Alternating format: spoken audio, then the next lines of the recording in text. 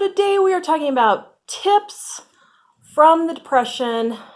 I was very fortunate. I had 11 grandmothers when I was born. I know that's crazy. Now, I didn't know all, well, I mean, I'm sure I met them all, but I don't remember all of them because several of them, like 4 or 5 of them died when I was 4 years old or younger. So I don't remember all of them, but I did have 4 that I did know and that were alive until I was in my 30s, and I still have 1 that is alive now, and I'm almost 50. So I guess I was very fortunate in that.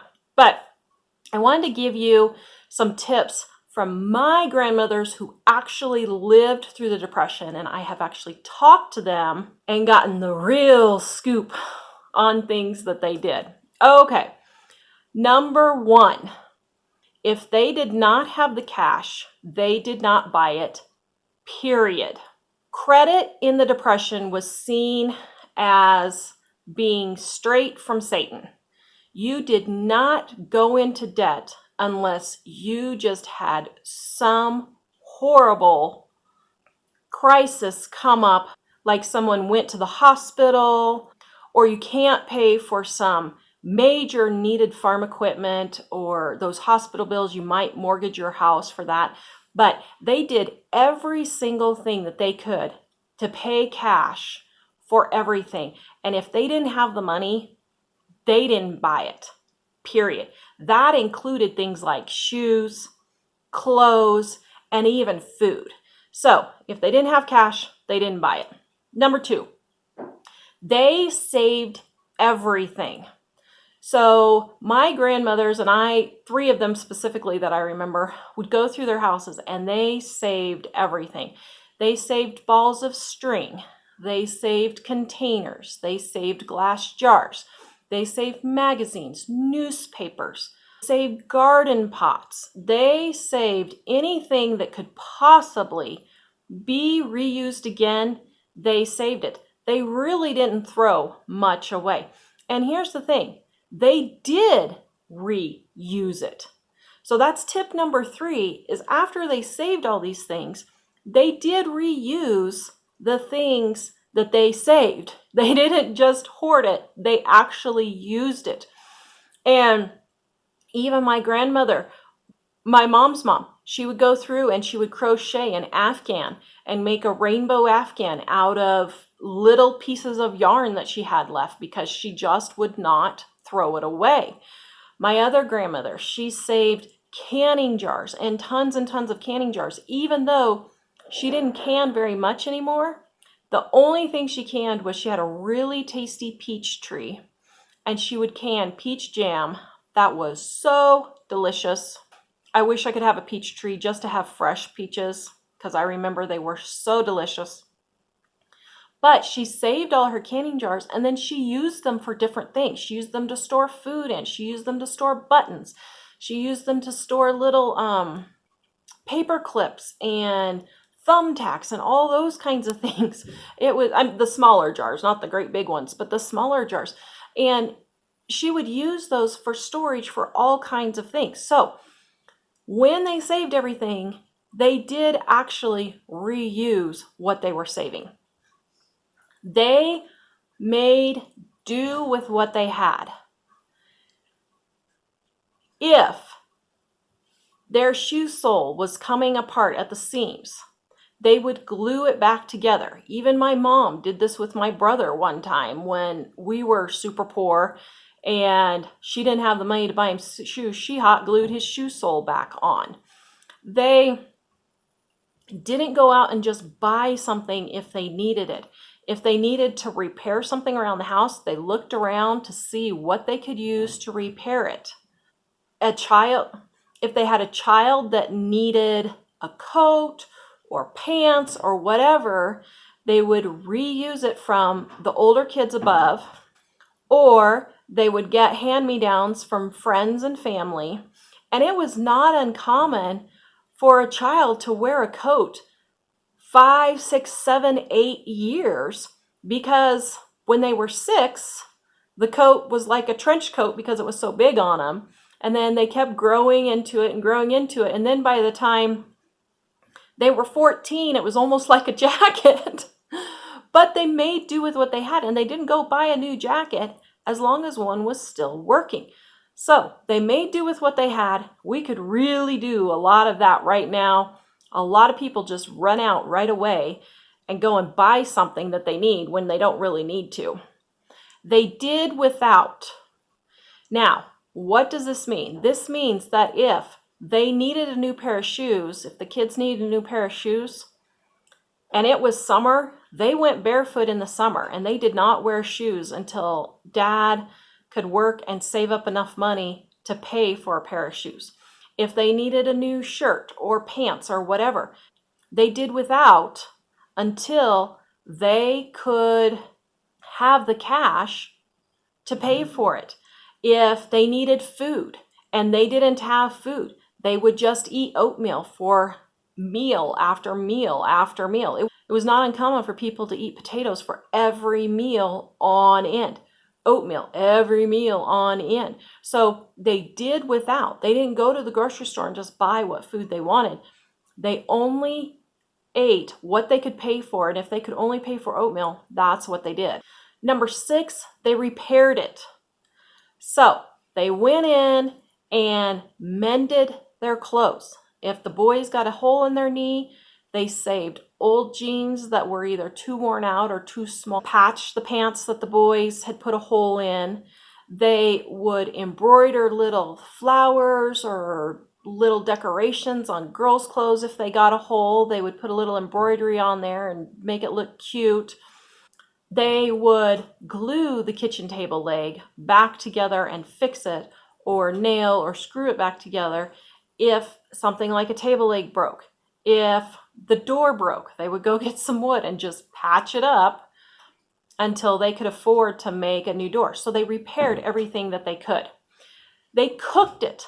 They did not eat out. Eating out was basically unknown. I mean, few people, traveling salesmen, traveling, that kind of thing, they might have eaten out a little bit, but it was not the norm by any stretch of the imagination. You cooked at home. You took your lunch. Everyone took their lunch. You took a picnic. You didn't just go buy food just because you were tired of cooking. They kept it simple. Once again, meals were not a 5-course meal that takes an hour to make with shiitake mushrooms. They may have made some chicken with some potatoes and maybe carrots or broccoli or something like that. They kept it super simple. Actually, broccoli was kind of a fancy food. Broccoli and cauliflower, not a lot of people ate broccoli and cauliflower. So they kept it simple to the carrots and the green beans and the peas. The kids had 2 pairs of pants. They had pants that they played in that weren't so nice, and then church or school pants that they wore when they were going out to church or school. And when they came home, they took those off and put on their play pants. And then Mom didn't have to wash so much, and a pair of pants would last 1 or 2 weeks before a washing. So they kept it simple. They didn't make it complicated. Dinners were simple. Everything was kept as simple as possible. They were the true minimalists. Minimalism now has nothing on what the grandparents went through in the Depression era. They bartered. So when they didn't have money for anything, they would barter. So they would go and work if they needed to get coal or firewood or whatever, and they couldn't do it for some reason. They would go and work in exchange for those things that they needed. If they needed some fruits or vegetables and they had one that had grown in their garden, but someone else had an orchard, they would swap fruits and vegetables with each other. Or if someone had an orchard, they would go and can a whole bunch of peaches or apples or whatever and give it to that person in exchange for the fruit. So they did a lot of bartering in the Depression also. Number 10 is they didn't whine about it. Now, I did a podcast with my grandma, and I asked her, so what was it like living in the Depression? And here's what she said. But I never thought about that we were poor or anything. Yeah. I never. That just we had things simple.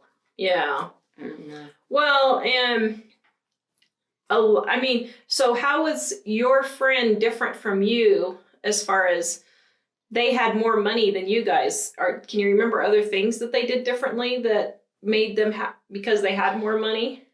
No, they had a telephone. We never had a telephone. Mm-hmm. We'd go over and use their telephone if we needed it in emergency, but we never had to call anybody hardly. But no, it didn't make any difference between us. Yeah. We didn't think that they were rich. I just know that, they could buy things that we couldn't. So that was just life. And I honestly think right now that is the biggest thing that we could use in our societies is you need to just accept the things that life has given you. And it may not be fun and it may not be pleasant, but sometimes life just throws you a curveball. You have to accept it, make the best of it, and move on. You do, especially in 2020. You would think the world had come to an end. Believe me, in the Depression, it was way worse than anything that happened in 2020. It didn't even come close. And honestly, it's a little embarrassing the way we have acted through this whole thing because, it's just so sad. After talking to my grandmothers, they had 1917, 18, World War I.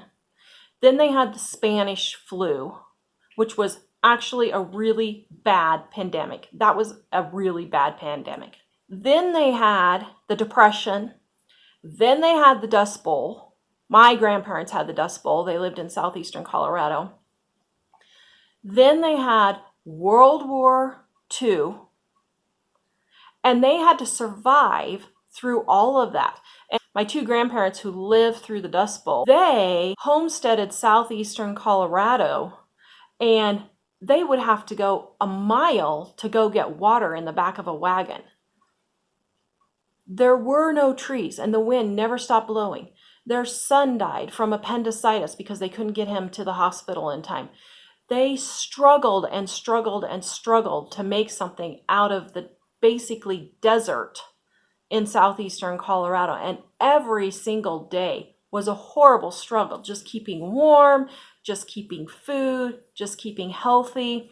So guys, that's the biggest thing that I would like everybody to take away from this is when Grandma went through these things in the Depression, she did it, and that was just life.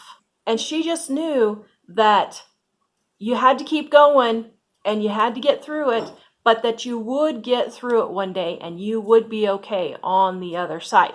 So I hope those lessons from my grandmas and great grandmas inspires you to make do, reuse, and do without. Please visit us at livingonadime.com and we will see you guys next time. Thank you for watching our entire video. We are going to give you our Dining on a Dime cookbook ebook volume number 1 free at livingonadime.com. Click on our shop, click on our ebooks, click on Dining on a Dime volume 1, add it to your cart. When you go to checkout, use the coupon code DINING1 and you will get our ebook absolutely free with no obligation and no strings attached. Visit us at livingonadime.com.